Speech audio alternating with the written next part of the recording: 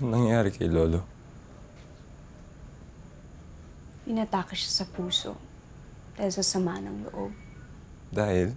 Dahil sinabi ko kay Lolo na nag-usap kayo ng kaibigan mong si Julio tapos binalikan mo yung pamilya ng Christian na Diyos ko yun. naman, Lilian. Ba't mo kailangan sabihin kay Lolo? Alam mo naman maselan kondisyon niya eh. Teka, bakit parang ako pa yung may mali dito, ha? Hindi ba ikaw yung ang dami mong ginagawa pero hindi mo naman sinusunod kung ano yung desisyon ng lolo mo para sa'yo, para sa ikabubuti mo? Lilian, may mga bagay na hindi ka dapat nangingialam. Kasi kasambahay lang ako dito, ha? Hindi. Na dapat hindi ako makialam?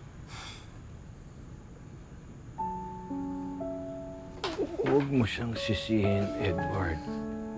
Lo, pasensya ka na. Kasalanan ko kung bakit nangyari to sa'yo. Tsaka hindi ko agad sinabi yung plano ko.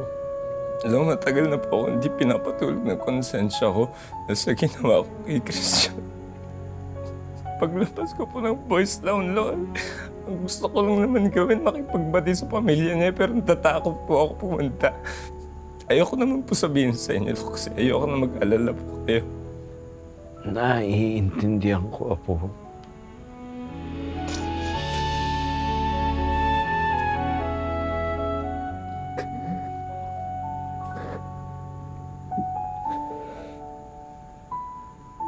Lilian? Lilian? Apo, huwag mo nang pakawalan si Lilian. Siya ang babaeng gusto ko para sa'yo. Lilian, pinapatawad mo na ba ako?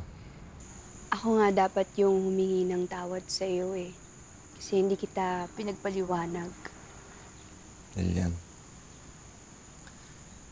kung ano man ang narinig mo kay Julio, hindi totoo yan.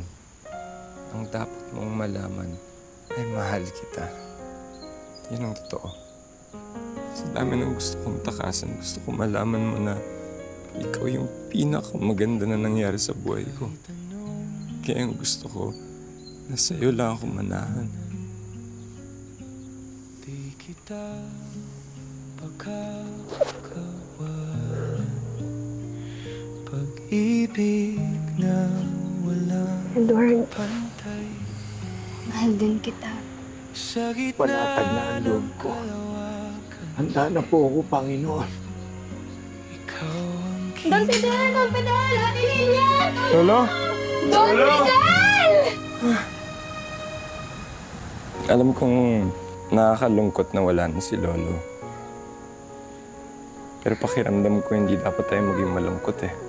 Pinamana niya sa akin yung mansyon, yung mga ari-arian niya. Kaya hindi ko kayo pababayaan. Gagawin ko ang lahat para matumbasan ko yung pagmamahal at yung kabutihan na pinakita niya sa inyo. Pangako yan, Lolo. Lolo, mahal na mahal po kita, ha?